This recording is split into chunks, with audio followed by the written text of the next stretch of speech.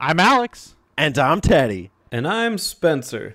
And we are The Button Mappers. Hey, the Button Mappers.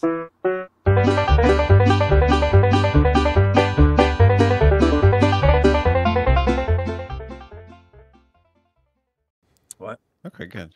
Spencer, you didn't do any vocal exercises. Teddy and I did vocal exercises before the show. You didn't, and I'm worried about that. I'm not warmed up. Yeah, what if your voice breaks or something? Or like, what if you like... Oh, my voice will break. I'm perennially pubescent. Wow, that's a hard word to say. Prepubescent. Prepubescent. That's a warm-up exercise right there. Prepubescent. Prepubescent. Well, pubescent. Where you had pubes, right? Yeah. Pre-pubed. Prepubed. Pre-pube and post-pubed. Yeah. It's the prepubescence. Speaking of gross The essence shit. of being prepube. Speaking of gross shit, welcome to Crap Talk. It's the first game talk we've done that's dedicated to solely bad games. Hopefully everybody's excited. The viewers, you're in for a real treat this month. I don't know. But I'm here with Alex from TurboZone. I'm Alex from TurboZone. We have Teddy from Majority. Teddy, majority. All right. Teddy, where can people find us if they want to hear more crap? Well, hopefully not the shitter, but if you happen to be there, you can get some chatting done in our Discord, not to be confused with other bodily parts. So the Discord is a place where you can banter, you get updates, you can share your heart away, and don't forget to wipe before you leave. Yeah, don't forget to wipe. I know a lot of people listen to this show on the shitter. All right. Speaking of listening to the show, where else do they listen to the show, Alex? Apple Podcasts, Spotify, Podbucket, YouTube, Podbean, Pornhub. Yeah. I think we're coming to Disney Plus, and your local Christian radio station. Absolutely. Thank you for that, guys. And usually we always jump right into the questions, but of course, if you've been paying attention this year before that, we also like to announce the next month's topic and the winner of it. Well, okay. We're going to have Teddy spin the wheel as is custom. I have it ready. And our entrants today are Alex. Yeah. I won. Here I am. All right. Hold on to your socks, everybody, because we're heading into August, the greatest month of the year, because it's my and Teddy's birthday month, and we're gonna be doing a fan favorite we haven't done since 2020. We're gonna be bringing back All Map August. That means outside of the game talk, we are going to be doing 4 map outs. Now, how are we going to achieve 4 map outs, you may ask? Well, there's a simple rule this month. It's going to be all map. Okay, hold on. Let me restart. It's going to be All Map August Rush Edition. That means that all the games played have to be 5 hours or under in length. And I'm going to be passing the wealth on to my friends here, so we're all going to pick a game each to map out, and then the 4th map out will be voted by you. We'll put a poll out at some point on the Button Mappers channel with games announced for the final 4th map out, and you can help us vote for the game. We don't leave the choice up to you, because if we did that, Terry would be like, fucking play Warcraft 3. So we are going to make those choices for you. We are going to announce today what the other 3 map outs will be, and I will go last because it is my month. So I'm going to pass it to Spencer first. Spencer will be first for the map outs. Mm-hmm. We'll do one that I've kind of wanted to do for a while, but we never really had the perfect month for it. I'm sure we could, but we just haven't. But my pick will be Disney's Magical Quest, starring Mickey Mouse on the Super Nintendo. Nice. So that'll be map out number 1. Teddy. Well, this is a strong summer game for me. I remember playing it during the summer of Saturn, actually. It's Sonic 3D Blast. Oh, nice. Spencer. Either version's fine. Genesis or Saturn. Saturn. Saturn. I like like the Spattern version. I like the Spega Spattern version. The Spega Spattered Sponic. There's your warm up. Spencer, I'm sorry, man. You're in for one hell of a month because not only do we have Sonic 3D Blast, we also have Sonic Rush for the Nintendo DS. That is my map out for Rush for All Map August Rush edition. Does that use Russia? does that use the stylus? No, No. no, Okay. no. The I think like the whatever they're called, the like bonus rounds or whatever those, the things that get the chaos emeralds, those do, but the main game don't. Okay. Because that would dictate how frustrating that's going to be. No, it won't be that frustrating. No. It's just a platformer. But cool. And then the fourth one will be voted by the audience. We're gonna put out a poll probably at the beginning of that month in August, and you get to pick what our final one's gonna be. Do we announce that here or later? What, the other ones? Like the poll options. Like we each get Later. one, right? No, we'll just announce it on the poll. We haven't decided that yet, so Okay. yeah, we'll do that later. Awesome. Well, that'll I mean, be unless exciting. you have them, do you guys have your poll picks? I have mine already. Oh, Teddy, do you? I do too. Oh, Yeah. I didn't know you guys came prepared. Okay, so okay, cool. I mean, I'm down to announce You them. put it in the chat like 50 times. Well, I didn't know you were gonna. I didn't think about it. Okay, so I mean that's fine. What are your poll picks? Are we going in order, the same order? Yeah, whatever. All right, my pick is I'm sticking to the Crapcom theme. I think this is Capcom. I'm pretty sure it was. Aladdin on the Super Nintendo. No, actually, that was. Oh wait, was it Super Nintendo? No, I don't know. I think one of them was done by Virgin. Oh, maybe this was done by Virgin. I always know. equate that as a Capcom because they did all those Disney ones, but that might have been a Yeah. different one.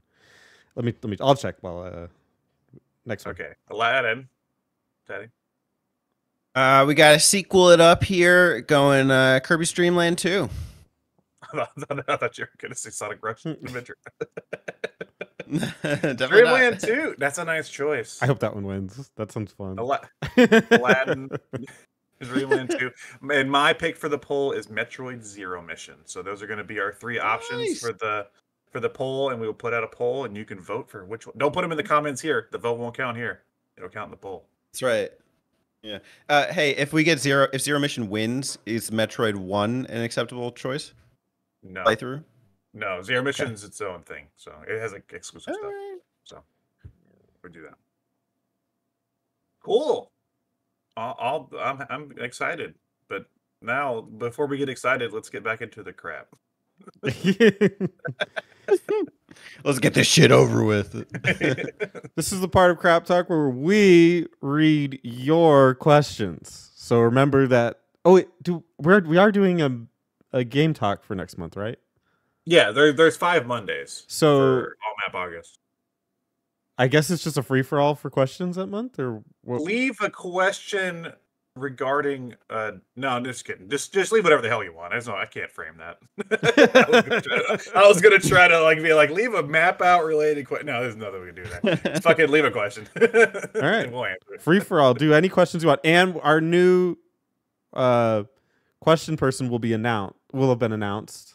Well, I guess it'll be in the past now, so we Yeah. can say it. It's in the past. Yeah, you can Yeah. say it. It's Bio, right? Bio. It's Bio Phoenix. He just has a Two-term longer, bio. Two-term Bio. he just has a longer title now, which What I don't know is if his title, Alex? fuck. I haven't even listened to that episode again. It was Prime Minister Primus? Primus, yeah, Les Claypool, Mhm. King of the Ring, Supreme, Yeah. Question Master, right? Right, that was it. 100%. And then we just added 100. Primus, Les Claypool onto that too. Good additions. Too many puppies. Gary was a rescue driver. So yeah, ask any question you want for next month's game talk. Teddy, What's your bio and you get to? right? Teddy, do you want me to read it or do you have it up? I have it. Oh, I'm go ready. ahead. Go ahead. Ready to get into the shit. So let's talk some crap. It's crap talk. First question comes. Period. The first question comes from the positiver. Staying positive in a world of shit. Thank you. Favorite bad game? It's easy. I mean, that's an easy question. That's not an easy answer. You followed the 5-word rule. Yeah, I can respect that. Favorite bad I respect the positiver because he's one of the only viewers that actually ever gave Spencer his apology. I respect him too. It takes a big man to do that. It's true. Favorite bad game? Oh man, It's hard because then you have to say a game is bad, and like it's hard to admit that sometimes. there's a lot of angles to come at that with. I like Crash Bandicoot games a lot, and sometimes they aren't the best, especially like post Naughty Dog, pre whatever the era we're in now, and like the weird 2000s era. And on the PS2, there was a game called Crash to Insanity, which people look at it fondly, but also a lot of people think it's garbage, and I get why, because it's like a half-finished game. And that's probably my pick because like I like the ideas presented, and I like that game for like almost just being for almost like the game it could have been if they would have finished it. But the game released is like a half-finished mess. So probably that for me.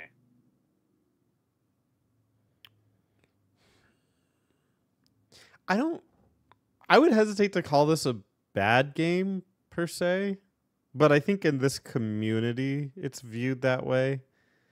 I had a lot of fun, at least a lot of fun memories playing like Madden 2005 with friends.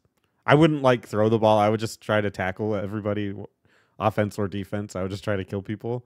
I had like a lot of fun playing that game. And it's not a game I would play now, but it for the time it served a certain purpose. So I guess that'll be my pick.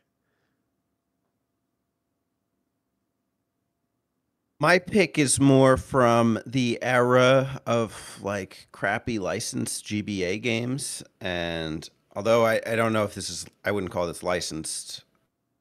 I might be wrong, but it's definitely in that like cheap, cheesy vein is Spyro Season of Ice. It's like not a very good game. Like platforming wise, it's, you know, diagonal isometric. And, but it actually works. It's pretty functional, and it was my first Spyro game, ironically enough. That's so weird. I always wondered how people played those Game Boy Advance games where they made it like isometric platforming. That would drive me insane. Oh dude, it did. Like, okay, the Spyro ones I played later on, but I played the fuck out of Banjo. Right. Grunty Takes a Bath, and that one. Yeah, it's just fucking isometric, and like, I loved that game as a kid, but at the same time, like as a kid, you just kind of accept things, and Right. like, the platforming felt terrible, and like as a kid, I was just like, I'm just suck at it, you know. Of course, now I'm like, oh no, that was just a bad way to design a game, but you know. But I got to play Banjo on the GBA, so Yeah, as a kid, like you end up. Dude, I tried playing that game. I tried playing that game twice in order to think about picking it for a map out, and I couldn't do it. it's rough. I could not get past that first area. Yeah. Thank you, Positiver. All right, yeah. Thank you. Positive spin. Next up, we're going to go the opposite direction. We're going to Terry. The negativer. I am the negativa. Say all things negative. Q, what bad game would you like to see get a remake to actually make it good?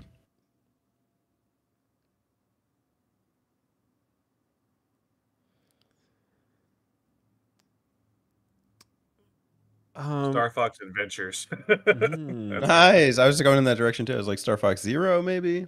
I was trying to think of like what's my least favorite Star Fox game. It's probably that one. So that's probably the one I would do. I mean, like, it's fine, I guess, but I don't like it. So I think what bothers me so much about that damn game is that I think there's a game in there I would like somewhere, and I just can't find it. And I've tried playing like 3 times. And I'm like, damn it, I always stop. I'm like, there's something there, man. There's something in there, and they could turn it into something if they remade it.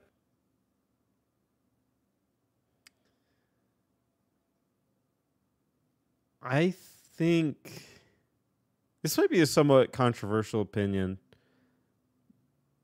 Probably not to Alex, but to some people. I would say Chrono Cross. While I generally like it, I don't really consider it a bad game. There are elements of it that are really bad.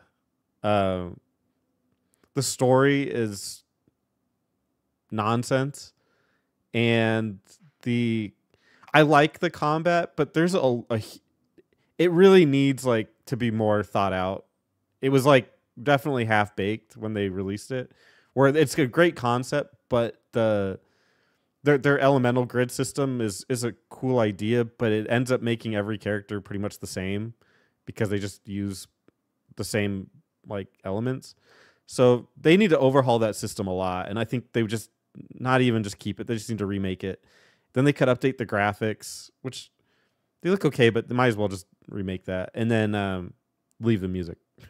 But that game with a remake, you could actually have like a really, really good game. But as it stands, I think it's actually more of a blemish.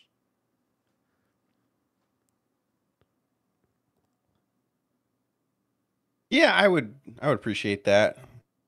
Like it's more than just touching up. Like you got to kind of rework it. Yeah. I'd like to see a new take on like Jet Force Gemini. I've never successfully been able to get into that game. Yeah.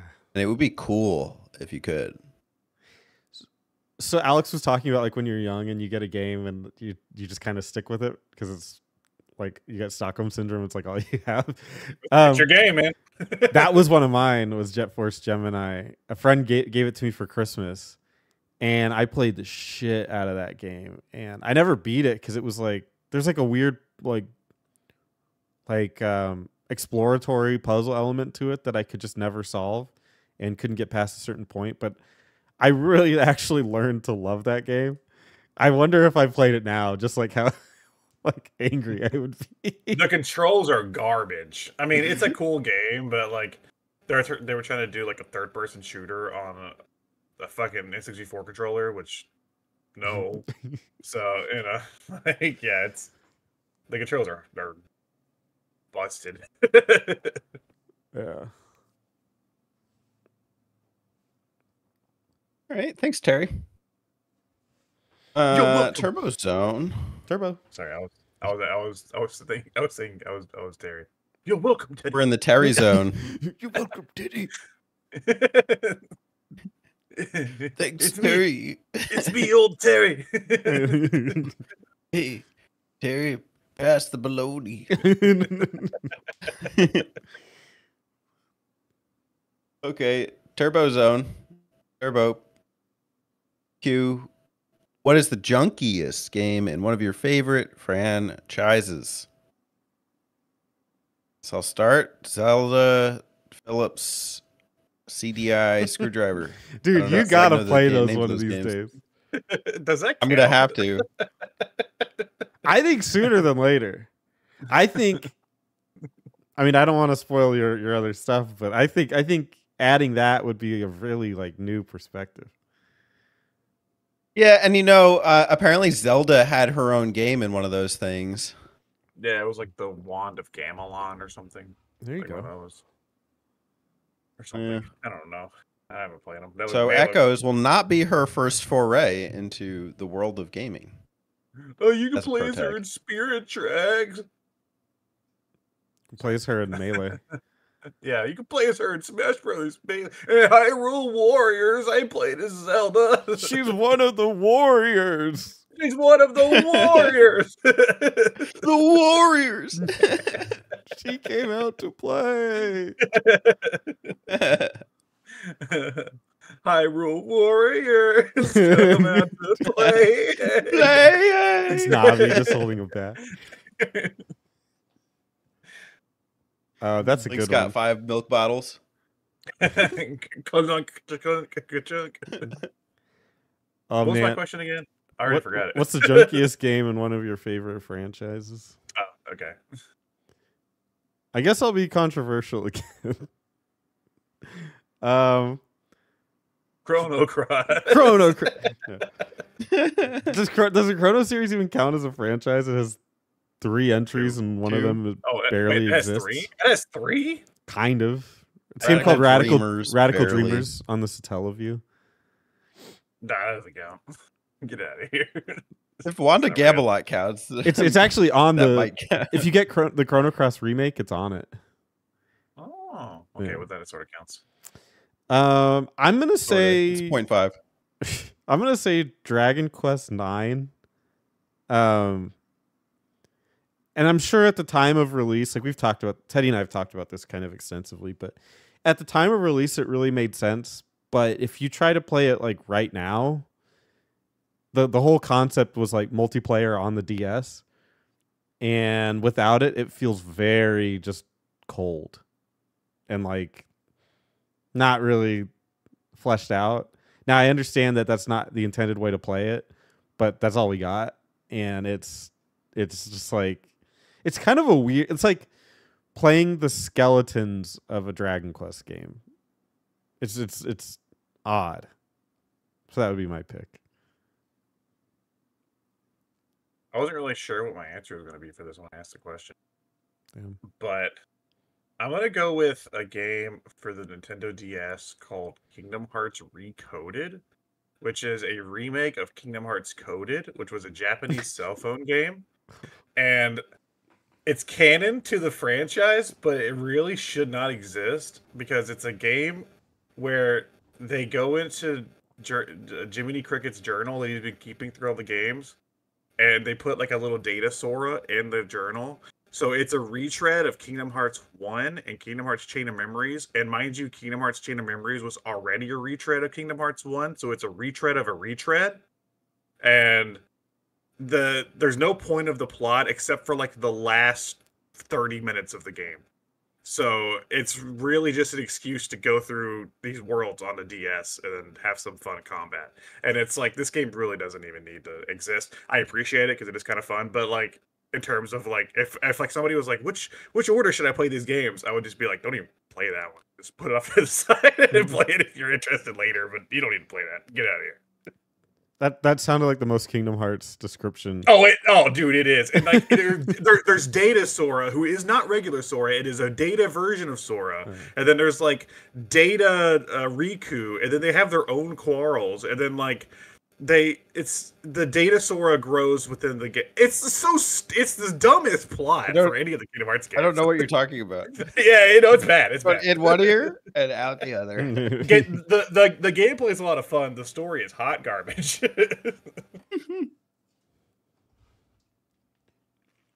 All right, thanks, Turbo. This next one comes from Bio Phoenix here as the Prime Question Minister. No, that's not the title. That's do we announce the new title? But at the time of asking, he was the Prime That's Question true. Minister. Okay, From now okay. on, he is the QQPPA. All out. Allowed. Q, what's a game that has a great story / soundtrack, but the gameplay does not live up to it at all? Is this story and soundtrack or one or the other? The Let's just backslash. so Let's do it's like either or. Andor. Yeah. Okay, then mine's easy. It's Sonic 06. That game's got a fucking fantastic soundtrack, and everything else surrounding it is hot garbage.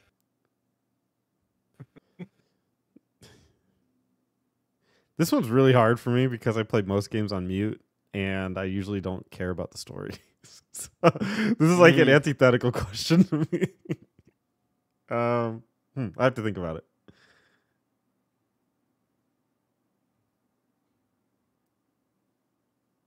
I don't have a good answer off the top of the brain. Alex wins this one.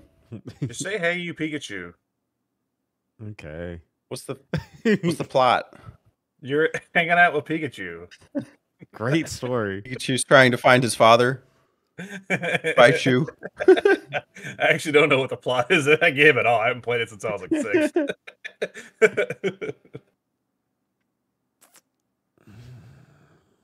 God, this is hard. The Pokemon franchise is a decent direction to go in, though. Not necessarily story-wise, but soundtrack. Like, Yeah. Gen 4 has a really good soundtrack, but and I listen to it sometimes. You could basically just listen to it on its own. But I don't know. At that point, it's getting a little tired. The formula, the Pokemon. So it's not my favorite one to go and replay.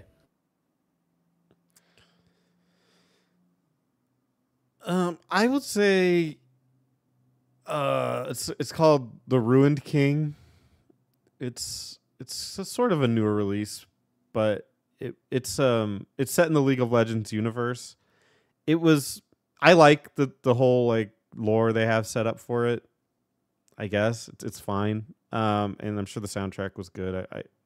I must have heard a little bit of it. The problem was that it was made by the company that made Battle Chasers. It's like another turn-based RPG, and the fighting mechanics are like so convoluted and complicated that I just felt like exhausted trying to play it, so I just stopped.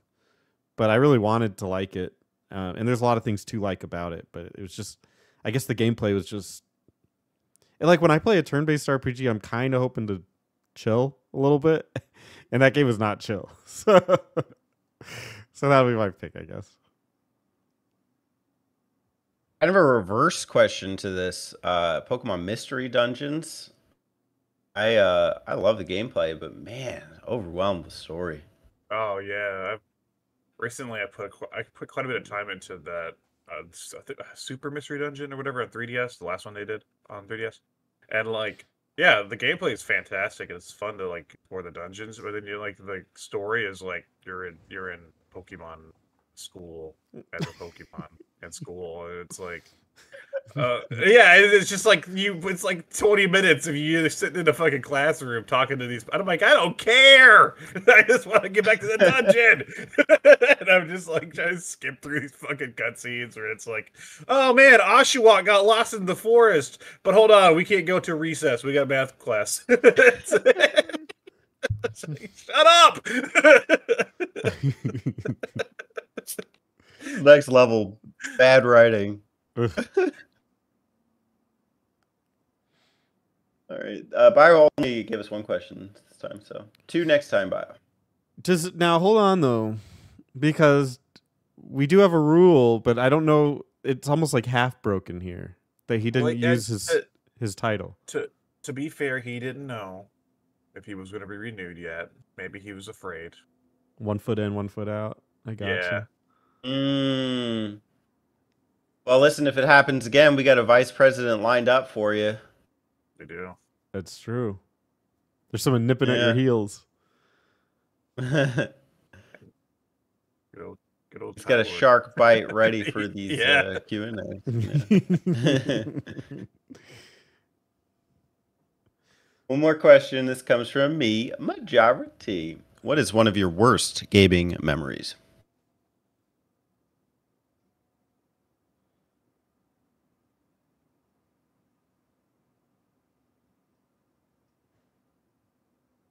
I could start if you guys would like. Yeah, I got to think on that for a second. I'm trying to figure out which ones to rule out. Can't say that one. Well, while you think about it, this one came up recently. I was watching my buddy, mainly Retro, streaming the first Fable game, and I was reminded of my horrible experience growing up trying to play Fable 1. So it was like around 2000, I want to say. And my parents had bought a desktop that was like in the house. I had not played many video games up to that point. I did own my N64. I owned a Game Boy Color, but Fable seemed like the big new world and direction, like where you can kind of like pick whatever kind of character you want to build, kind of a next level for action RPGs. And I was always impressed by it, and I wanted to really get into it. So I had bought 2 games for the PC. One was Roller Coaster Tycoon, which I loved, and I played it, endlessly. And the other was Fable. But my computer specs were not sufficient enough to run the game, but it would still run some of it. So I could run Fable up until the point where you graduate from the college. So right by the time you would graduate, the game would crash every time. So imagine me as a single-digit-year-old trying to email people at Lionhead Studios and, whatever the gaming service was, the back of my box saying, hey, my game's not running. What do I do? And I don't know what jargon they're speaking. So I had never gotten the game to successfully run at the point where you would actually build your character and make a good or bad character. So I would never see the results of all the fruits of my labor. So fast forward a couple years, and I would get a 360 so I could play it. So I had bought Fable and Oblivion, and I ended up just playing mostly Oblivion. But I still enjoyed Fable, and it was really cool for what it was. I always loved kind of the humor and the accents and everything. But no, at the time, it was almost traumatic. So maybe that's why I'm not a PC gamer today. I wonder if Peter Molyneux ever got your emails. I'll have to dig back in the archives. I think you made the right choice playing Elder Scrolls a lot more. Elden Ring. You should play Elden Ring too, but Got an early copy of Elden Ring. but Elder Scrolls is like infinitely better than Fable. I guess I'm alone, but I think Fable is not very good. I don't like That's that. weird, man. In this crowd, you are, but in the internet, you're not. Most people. Yeah, no, don't like that's true. Fable. People love those fucking Bethesda RPGs. I can't stand those Bethesda RPGs. Weird. All right, I'll go next. You just said gaming memories, right? You didn't say like a game. Yeah. All right. Worst gaming memories. So in 2009, I graduated, not from any type of school, but from my DS Lite up to a DSi for Christmas. Because the DSi just came out. It was cool, it had cameras, go online, you could download little games and stuff, fuck around, take pictures, music, whatever. So, my parents got me a sky baby blue DSi with Resident Evil, Deadly Silence, and a Prince of Persia, like Battles of Prince of Persia. Those are the games I got with it, and I love that thing, and I played it all the damn time. And at the time, I was part of this I would go to this church youth group thing, and we went to a music festival that summer.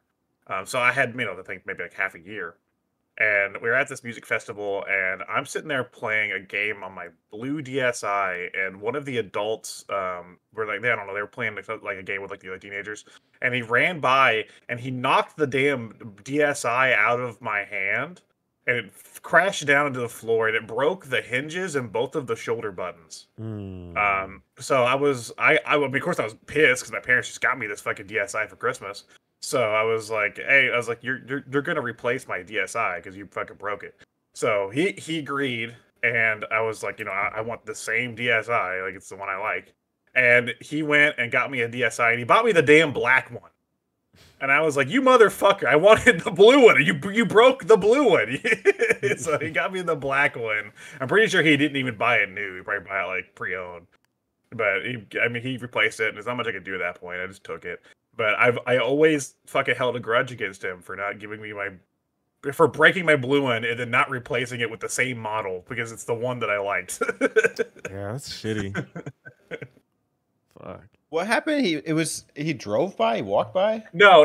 He ran by. I was sitting in a chair, like we were camping basically, because we're at a music festival. So I'm sitting in one of those foldable chairs, and I'm playing my DSi, and he's playing tag or something with some of the other kids, and he runs by and knocks it out of my hand, and it falls down and fucking breaks. So, I mean, he did it. It's his fault. But Yeah. he fucking broke my DSi. Is he a kid or an adult? Adult. Adult, yeah. He was one of the Adult? chaperones. Yeah, he was one of the chaperones. Damn. Yeah, and then I was like, replace this, and he like half-assed it. It's like he probably drove to like one GameStop, said, "Well, they don't have the blue one." Then bought whatever he saw. Hmm. Yeah. I guess mine would just be. I don't even remember what spurred it. I was too young, but my dad broke, not on an accident, broke half of my gaming collection. That would be it. I don't remember why. It was probably grades or something, but yeah, we had like a little crate that had like all of our games in it, and he just took it outside and smashed it with his feet. So, I remember that. You shared that in like the dad parent. one. We did like a parents episode, yeah, or something like a growing up with games episode. Yeah, that'd probably be the worst. Second would be that cockroach, right? The second was the cockroach while playing From Mega Man X. I don't know why. The cockroach from Mega Man X. Yeah, I always remember the cockroach from Mega Man X. That's like one of my favorite stories. I did too. We were both playing the game. It was like he was like my co-pilot. Yeah.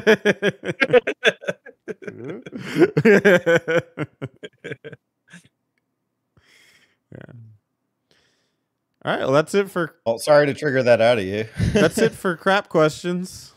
Make sure you join us next month for just ask whatever you want. Yeah. Cool. Ask a question. Gaming related, please. But I mean, whatever. You guys Bio. Two.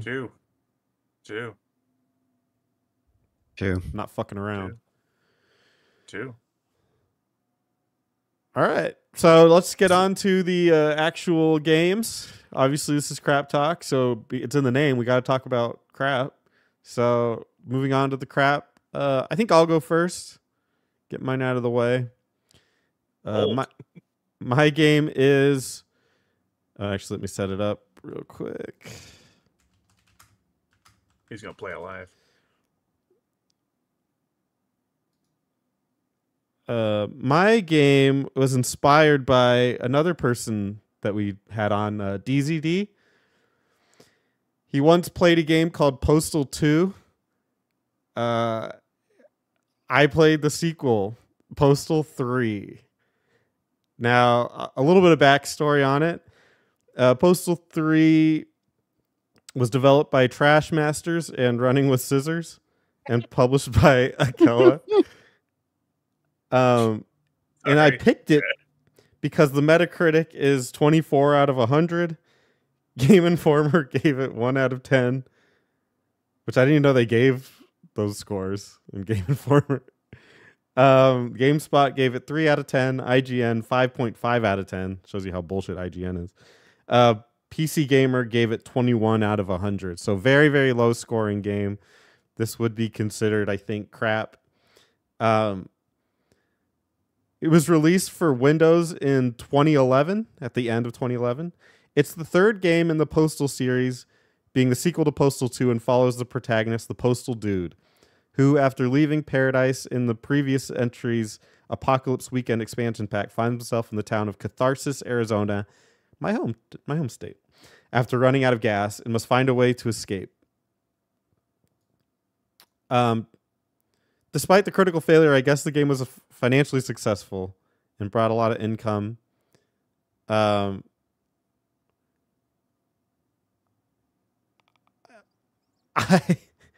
have played it. I'm about halfway through. The missions, I mean, so the Postal series is known for just being like really edgelordy, which I guess at the time of release it makes sense. It's a very cinematic game. It almost reminds me of like a modern or like nowadays they make like maybe like Borderlands is a good like visual like style of what it represents, where they do like a lot of weird backgrounds and like freeze frames on people where they're describing them. And obviously the game is just like over the top weird. It involves like peeing on people. God, the missions are so varied. I had one where you had to use a vacuum cleaner to soak up people's like tissue because everyone had a cold apparently at a strip club. So I was vacuuming up tissue, and then the strip club got raided by like Mothers Against Gross stuff. So like these like people that are protesting. So then you had to reverse the vacuum and shoot them with the tissue with snot all over it.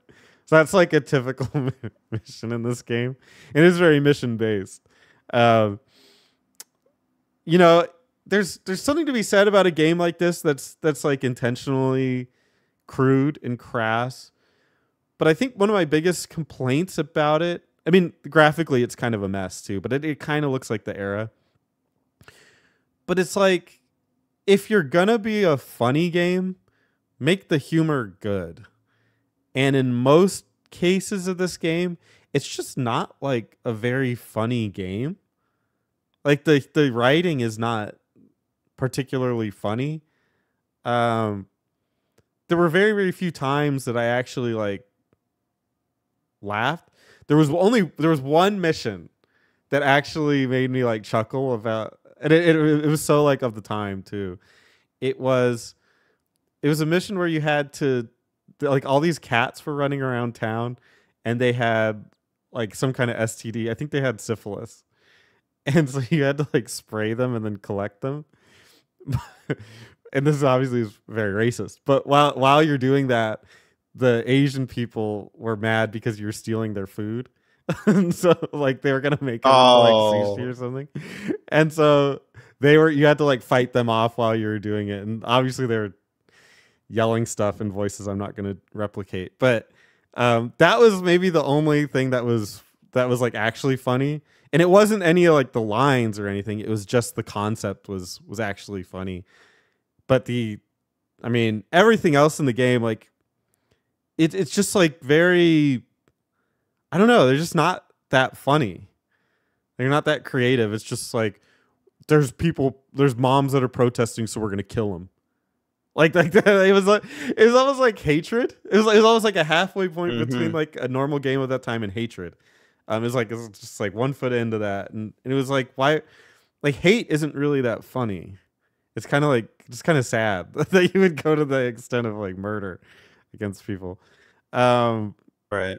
There was one interesting idea where I was actually kind of impressed with it, where there was a war. There were two warring factions. There was like police and then a like protest group, and the game was like, pick which side you wanted to be on, but it was done dynamically, where you would just, whoever you shot, the other team would be on your side.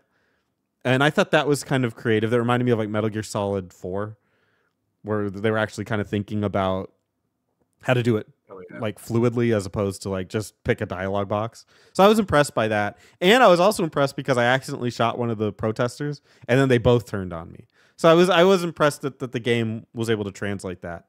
But overall, it's like this game is just a huge shit show. So I have some more notes on it, but I'll let you guys ask questions if you want. Yeah, I haven't played this, but man, a lot of what you're talking about reminds me a lot of those like later Saints Row games, where it's like you just kind of run around and hit people with a dildo and stuff, you know. that kind of like what like this would be funny if I was in like 6th grade, you know. Like I think there's a mission in Saints Row the Third where you have to do like a chariot race, but they're instead of horses, they're like gimps. So it's like a sexual chariot race thing, and it's like this would be funny if I was like 11. Yeah. The solutions end up being like killing people, though. Is that correct? Most of the time, yeah. It usually ends up in murder. Wow, interesting. I mean, because like some of it sounds like comedic up to a point, right? Like, oh, like mothers protesting tissues at a litter at a strip club, like that is kind of funny. But then like I think the next step is where it gets kind of in the, well, the mothers are protesting the strip club. You're just shooting them with the litter. And yeah, that one, right? Yeah, that one, all they did was puke and then they left. Just Yeah, like me. see, I So think that's fine. that was- I don't really that- have an issue there. Yeah, but that was like early game, and then it just very quickly escalated into people are protesting this other thing, so you have to like go kill them. It was every episode I played after that one was just murder fest. That's the point of the game, though, right? Yeah. It's like to be offensive. Right. But the problem is it's just not that funny. It's like Yeah. Yeah, at a certain point, some of it's tasteful, and then it gets distasteful. Like I think that's maybe where it gets distasteful for me. Well, not only that, but like when it comes to comedy in general, like you can cross the line and still be funny. It just depends on the way you approach it. And this sounds more like the Family Guy approach, where it's like, "Look, we crossed the line. Isn't that by itself funny?" And it's like, not really. Yeah, no. yeah. It's like just because you did it doesn't mean it's funny. right. you Well, gotta make it funny. and there is dialogue in it, and it's trying to be funny too, and it's just the writing is just not that funny. It's just I can't even give you like examples of it. I tried to think of like an example, and I can't remember the situation, but him just being like sarcastic, and it's just not not funny. So, did you enjoy playing Postal 3? Not particularly. No, it was built. It was made in a time where I had given up on gaming, and it was just kind of like a reassurance that this would not have helped. It's not very good. No, in fact, the first time I booted it up, it actually crashed on me immediately. Wow. I have it on Steam, and I pulled it up, and then it started loading, and then immediately crashed. So I was like, "That's not a good start." I tried it again, and then it worked. And I didn't run into any bugs until one episode where I was standing next to a wall, and then my character got stuck, so I just had to reload. But some of the things I said in here, like fan reactions, has been mixed to Postal 3. Most of the game players said it had too many bugs.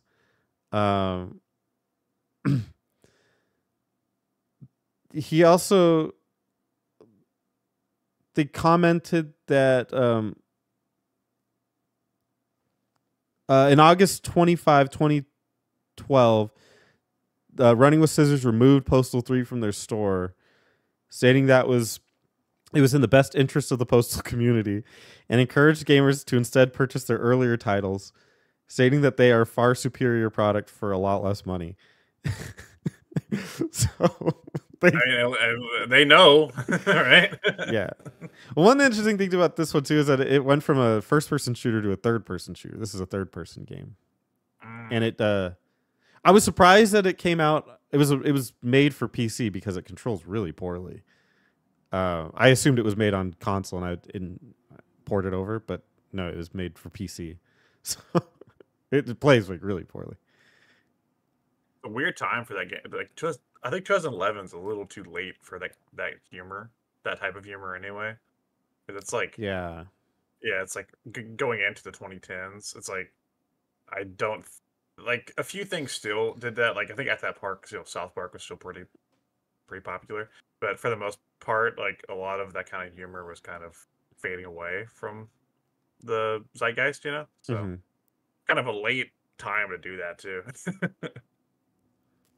And it's crazy that there's even a Postal 3. Like there were enough people that like played the first two games that were like, yeah, I'll play Postal 3.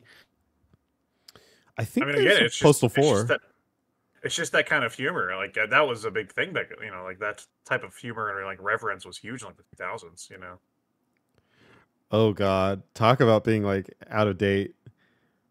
There is a Postal 4. It's called Postal 4 No Regrets. It is announced in 2019 and released Wow. in 2022, and also received negative reviews. Yeah, I can do that. What year? 2022. 2022? Oh my god. Called No Regrets. How Wasn't many- that joke like how 10 many- years old? How many COVID jokes do you think are in that game? Oh God. I don't know. But it's described as I the wanna true find sequel. out. It's described as the true sequel to Postal 2. They're just trying to forget that Postal 3 ever happened.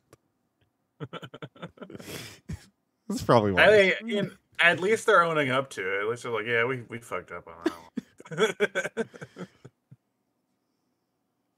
I like that the name of the developer is Trash Masters. It's fitting. It's very fitting. Yeah, that made me laugh. Yeah. And I can't even click on the name of them because apparently they don't. That's it. That's what's it. That's it. Anyway, that's my game for crap talk. Next up, I want Alex. Aw. Can we clip that? We just clip just saying I want Alex. Okay. Welcome to shit. Sorry, crap talk. Game talk crap edition. And I'm going to be talking about a game today that is crap, but it's based on something that is not crap. It's actually based on something that is a touchstone of entertainment and culture and just everything in general of the 2000s. Also, in the year 2004, a little indie movie was released that became a cultural icon. That movie was Napoleon Dynamite. You could not escape this movie. It was everywhere. Everybody can quote it. There's a million quotes of that movie. It is a very popular movie. In 2007, for the PSP and Nintendo DS, they released Napoleon Dynamite the game. I played the PSP version.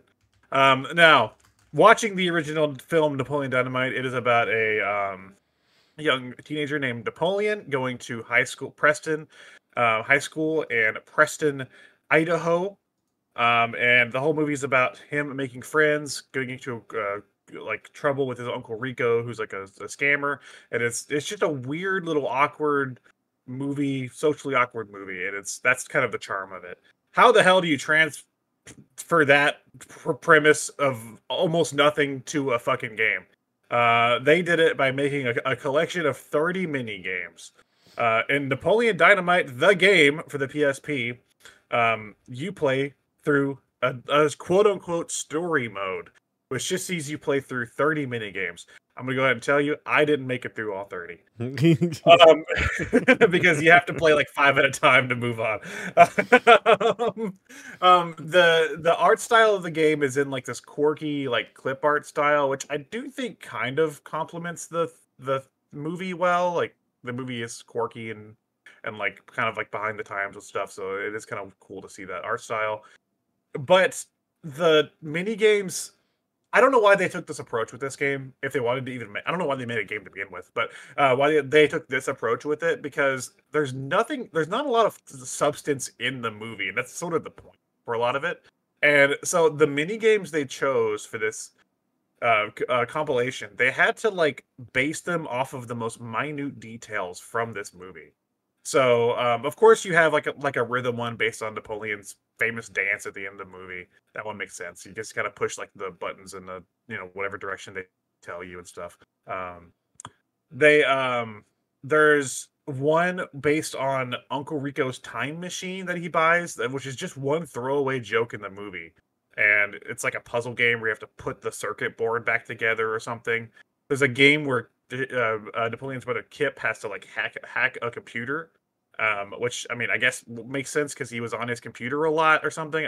He wasn't a hacker, but okay, whatever. And you have to like play like a little pipe game where you lead like a little circuit board through a pipe or something. There's one where you have to feed Tina. Obviously, you got to feed Tina. Tina eat the food. And that one was fine. There's one where you challenge Uncle Rico to like a football throwing competition to see how far you can throw it. There's one where you have to hunt wolverines because Napoleon went hunting with his uncle and shot like 50 of them. So there's you have to hunt wolverines, and it's like a gallery shooter. There's a tetherball game. There's a dodgeball game. There's a bike one with Pedro. There's a cake one. Do you know where that one is from? With who? Pedro. Pedro. What did I say? You said Pedro. Oh, sorry, Pedro. My Latin ears. Sorry, Pedro. Anyway, there's one where you have to make a cake. Do you even know what that's even what point in that movie that's even from? Make a cake. I don't recall that. But it's been a There's while. It could have been in there. I there's just a- forgot. I feel like it's Pedro. Like, I baked you a cake for like one of No. the pretty girls in the movie. Yeah, no, you're right. No. There's a point where he's gonna ask out Summer Wheatley, and Napoleon's like, "How the heck you gonna do that?"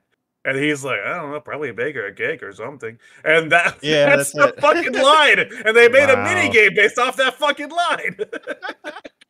Genius. It's up to, oh, bake her a cake or something. There's nothing here of substance, and the mini games themselves were not very fun. Hence why I didn't complete it. I think the game takes like 2 hours to beat, and I played maybe an hour. But I got to a point to where some of the mini games were just kind of unbearable, and you have to beat them like 5 at a time to move on to the next one. So I saw maybe half the game. Like some of them were okay. There was one. There's one where you have to drag a toy behind the school bus, like in the beginning of the movie, where he throws the toy on the string at the school bus and drags it behind the bus, which is like again just a throwaway gag. Very confused on why they chose a mini game approach for this on a handheld. Both of the versions are for handhelds too.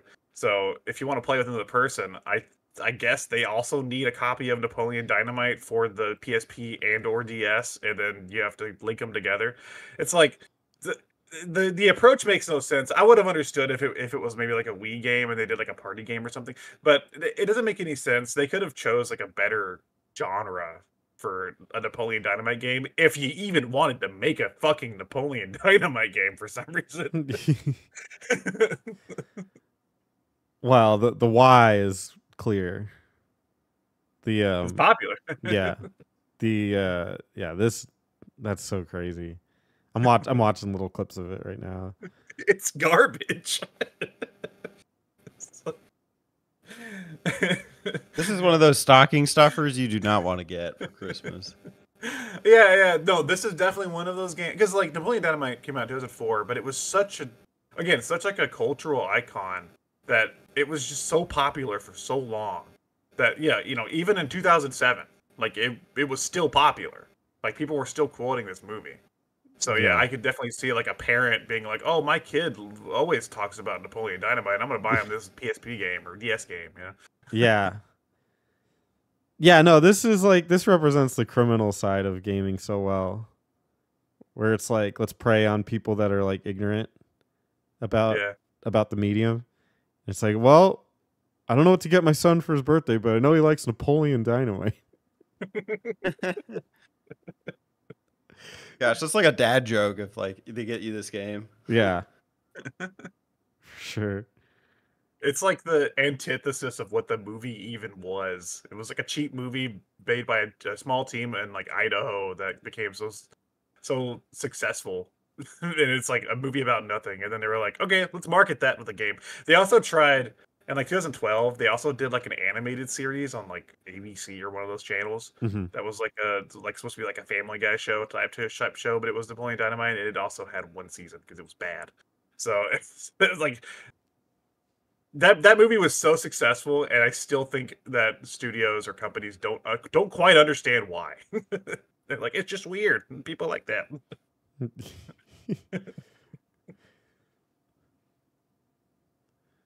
Yeah. Well, I will say to its credit, it has a lot of the flair of the movie. Like I'm watching some of the pop-ups where it says like "sweet," and that is in like the same style as the movie's logo and stuff. And the graphics are kind of interesting, where it's like you said, it's definitely of that era where Flash was becoming a thing, and so they use like a cutout of his face and just kind of like it'll bob back. It reminds me of like, do you remember when they used to do like singing presidents and stuff, like, and they would do like, it reminds me of that era where it's like, man, that's cool what they can do with technology, and it's like it looks just nonsensical now, but so I'll give them credit for that. And it is weird that it's on like the PSP. Like what market, that specific market that only has a PSP and not a PS. You wouldn't make it for PS2? Like it's weird when they would go for one and not the other. 2007, like I always think like that or like the Wii or something. Like if you're making a mini game compilation based on a very popular movie, why wouldn't you pick the Wii? Maybe budgetary reasons? I have no clue. If they made it for the Wii, they I would don't know if actually I have want to be Napoleon creative. Dynamite on the Wii.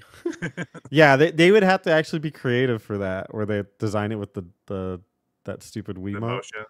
Yeah. and they probably didn't want to do Well, that. it is mini games, so You maybe can do it. Come on, like hitting the tether ball with the Wiimote, you know, like that kind of stuff. bake a cake. They probably Yeah, wanted to big- spend about as much time on this Eat as the lump. As they did, yeah. As- push button, mini game, go boom. Yeah, they literally just watched the movie with a notebook and said, "Oh yeah, bake a cake." Like they wrote down things that happened in the movie and like mini game 1. Well, and like the fact that it was on PSP and DS is funny because the DS makes sense at least because it's just like the game. I imagine on the PSP it was like, Grandma, can you get me the movie Napoleon Dynamite on PSP, which had a UMD release? And she was like, sure, and then you end up with this fucking game instead, and it's like, I wanted the movie. Yeah, Mom. Oh well. You're just playing it anyway. I Yeah, can't but- put this in the DVD player.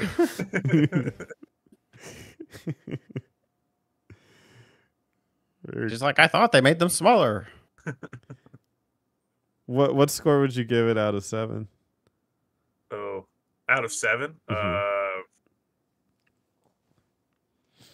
I'm gonna be generous. I'm gonna give it like a 1.5. Where's the 0.5? The visual, I think the visuals are interesting because they do kind of like remember like the opening credits of the movie. It has like the different school book stuff. Like they do kind of represent like maybe like stickers or like things you have like a notebook, you know, like that sort of stuff. So like I think it is interesting and kind of fits some of the theme of the movie, but that's all it has going for it. I guess it's not friggin' sweet. It's made by a bunch of freaking idiots.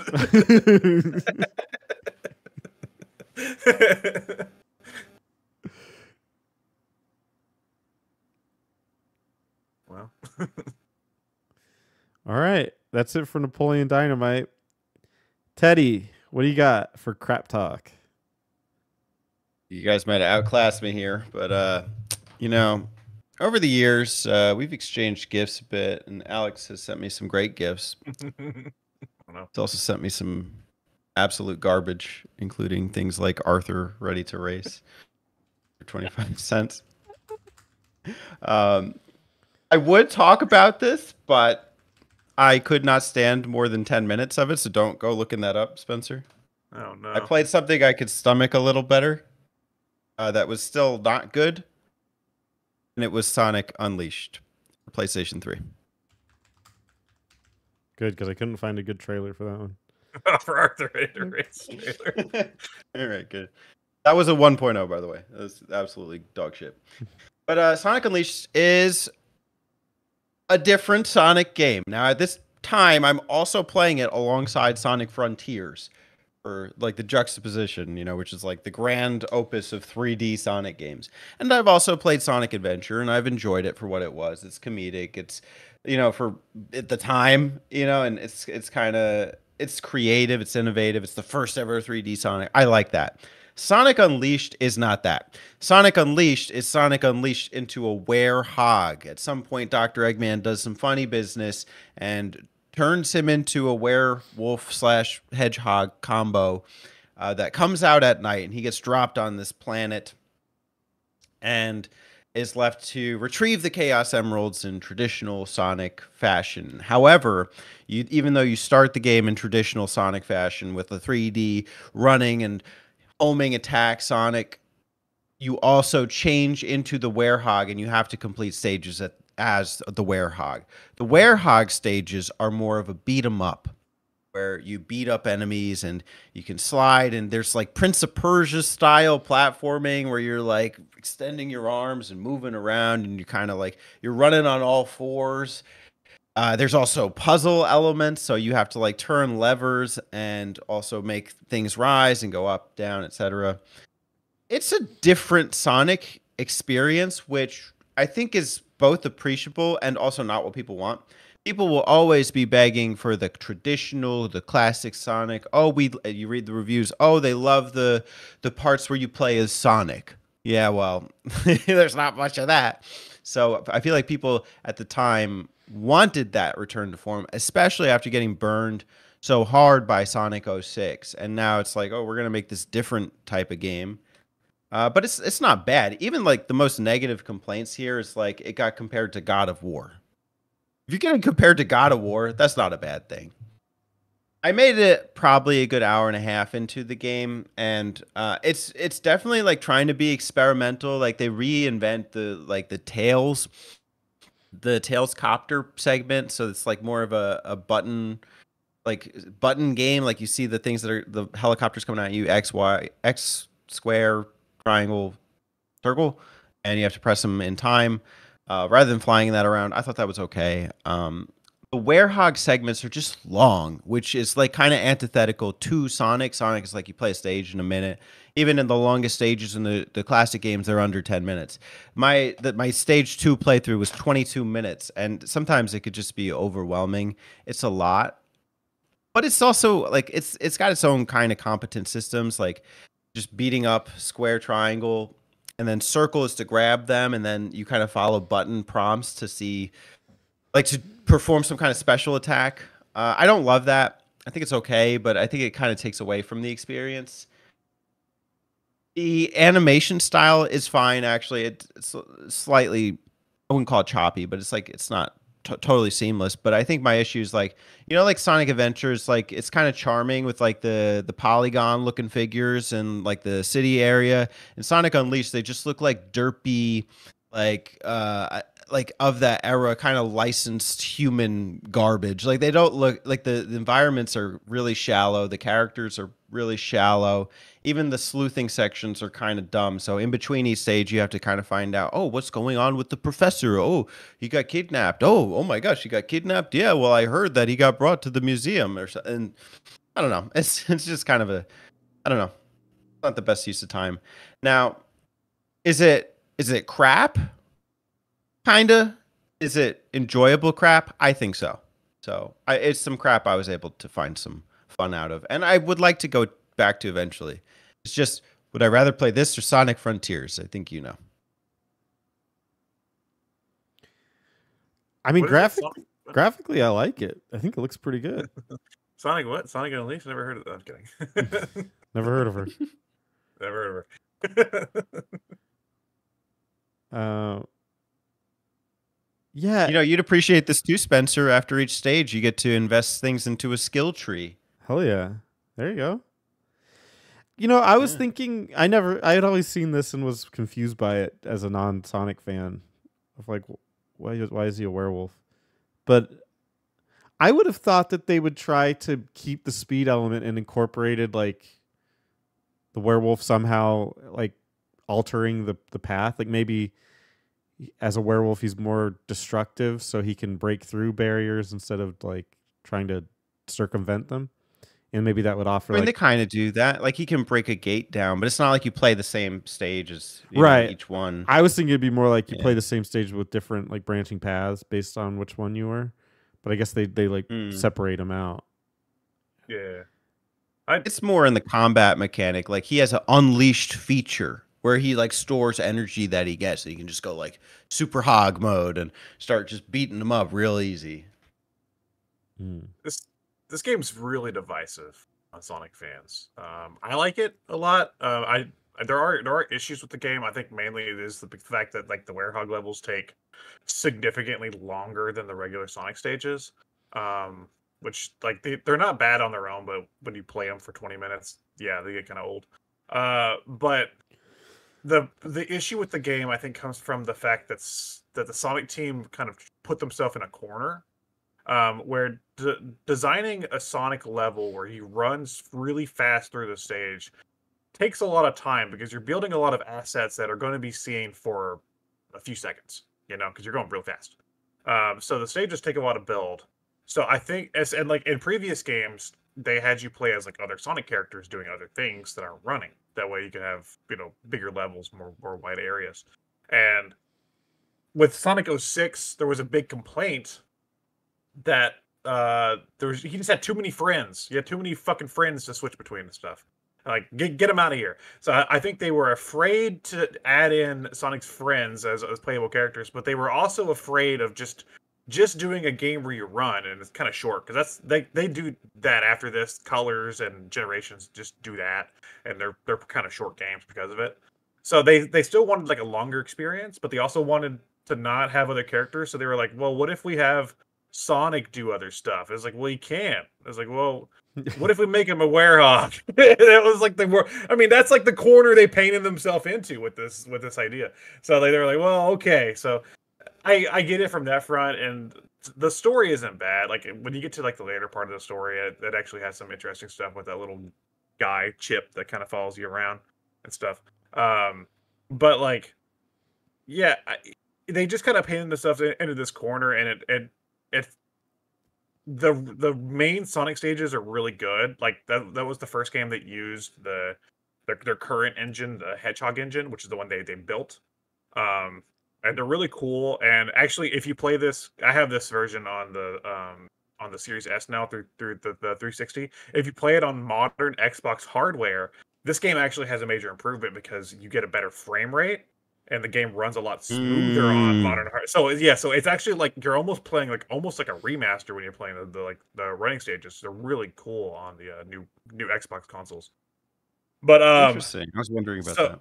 The Sonic stages are fantastic. But the problem is that they're short and there's not enough of them, and then you have to do the Werehog stages, and they're not bad on their own, but there's just too many of them and they take too long. So, you know, you want a real run at Sonic, and you're going to have to play the Werehog for an hour. And that's a lot of the problem with the game.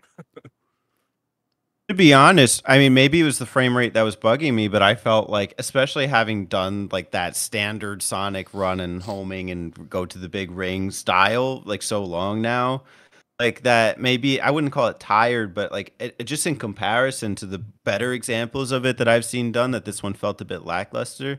So the stand-up parts to me were really playing as the Werehog. And I'm not a beat 'em up fan, like a 3D beat 'em up kind of guy. Like that's not really my genre, but I could see why like this was interesting, kind of as like a adventure, like puzzle platformer in a sense. It's not a perfect translation in a lot of times. Like I don't love like the lever things. Then you got things shooting at you. I'm trying to hit the lever. I had this real annoying experience last night with one of those things, but I could still appreciate like some of the competence into what it was, like what went into the experience. There is a lot there. I also see too, like while they did paint themselves in this corner, they also got painted in this corner. You know, like at that point, this is the era of like every Sonic game kind of sucks. Like Episode 4, 06, Unleashed. Like it's kind of like Sonic Team. What are we doing here? I remember it was like a night or something. Black Knight, yeah, that was the year after this, yeah. Okay, yeah, I Secret remember Rings. this area when I was like, are they just bored or something? I remember thinking that. Yeah, is Sonic okay? That was kind of like the feeling around this era. Is Sonic all right? What's going on over there? Yeah. This might be one of the most all right examples, but it's still not great. So, you know, take it for what it is. Like I said, I have an appreciation. I think also this was the first one to use that like boost formula that is common now. Like every Sonic game does the same thing now, where you have to boost and you run real fast, and it's like a racetrack almost. This was the first one to do that. So I remember when the demo came out for this game, they only had you play that opening level in Windmill Isle, and it was mind blowing because other than previous to this, it was all like the adventure style. So I was like, oh my god, he's going so fast. So what the heck? It's like, this is so cool. And then, then the game comes out, and it's like, well, you get to do that 25% of the time. So I have an appreciation for this game, but I'll never be like, it's the best Sonic game. I've actually contemplated doing a video of like talking about why Unleashed could have been like perfect game. Like it could have. It could have been perfect if they made it completely different. Yeah, well, not if they just adjusted a few things, and it could have been like, of course, even a perfect Sonic game is still gonna get fucking 6s because that's just the world we live in now. If they put him on a leash, the honest world, Sonic leashed. No, the biased world. That's what it is, man. Mm-hmm. This a good ass Sonic game this comes is a out. 6. Yeah, This is a solid 6. I'm just saying, like a good Sonic game comes out, it's like nothing wrong with it, and they're like, "Well, you run too much." It's like, shut up! Too much running. What are you playing? Stop playing it. It'd be like if new Mario came out, they're like, yeah, you just jump too much, man. It's all, Some it's all kind you do of is jump jump. man? It's all you do is jump.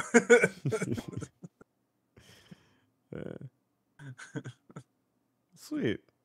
We unleashed Sonic this month. I knew we. You know what? It's funny is you picked this game and Terry was predicting Sonic for this month. It was too. If I was contemplating playing a Sonic game, but it's too much of an easy target for me. So I was like, nah, should do something weird. There's still time. Nah, I'm still probably not going to do it. But I do want to say who would win in a fight: the guy from Postal, Sonic as the Werehog, or Napoleon Dynamite. Werehog. Werehog. I'm going Napoleon. He's got nunchuck skills. That's true. He's got bow staff skills, right? He shot like 50 Wolverines. I shot like 50 of them. He knows about Short game. Ligers. Liger. Oh shit! I forgot to talk about the Liger game. There's a Liger spaceship shooter game. It's not good.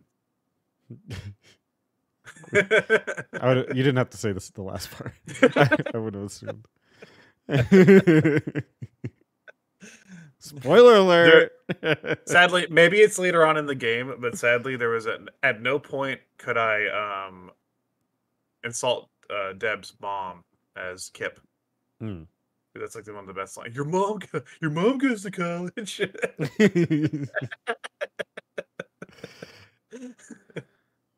Well, guys, that was crap talk. Great job, boys. Thank you. It's more exciting crap later this Thanks. month. Taking a crap. Taking a real crap on this one. But can we all agree to do the live episode while we're taking craps? Mm-hmm. Okay. Make sure to eat a lot of Federicos the day before. What I don't know what that is. Take a guess. Use context clues, Alex. Is it some sort of restaurant? Yes. Rico is a character in Napoleon Dynamite. Yeah, Uncle Rico. He likes steak. He eats all their steaks. It's not really. I mean, I said Federicos, but they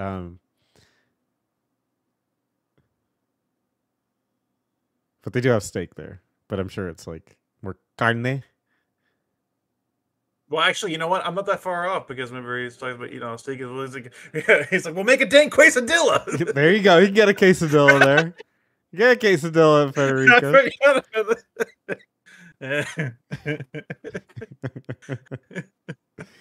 Thus, Federico's is Italian. You got it. Nailed it. Federico, make me a quesadilla. with extra carne. Carne Muchas asada. gracias. Yeah. Me quiero frijoles. Yeah, I always heard that Italian is pretty close to Spanish because it's two like the love languages. So I'm sure Yeah. you can Wait, get I thought around like that. I thought French was a love language. It is. They're both. They all are. They all are. Yeah. They all stem from Latin. Mm-hmm. The Romance languages. They're all the same language. You make sounds with your mouth, you know. This girl Rosetta, she birthed them all. Yeah. Just talked in. She was stoned. Yeah. Just pretty high. Just talking to people. All right. Well, I hope you like that crap. Bye. Freaking idiot. Bye. Hey y'all, don't forget to subscribe to them button mappers.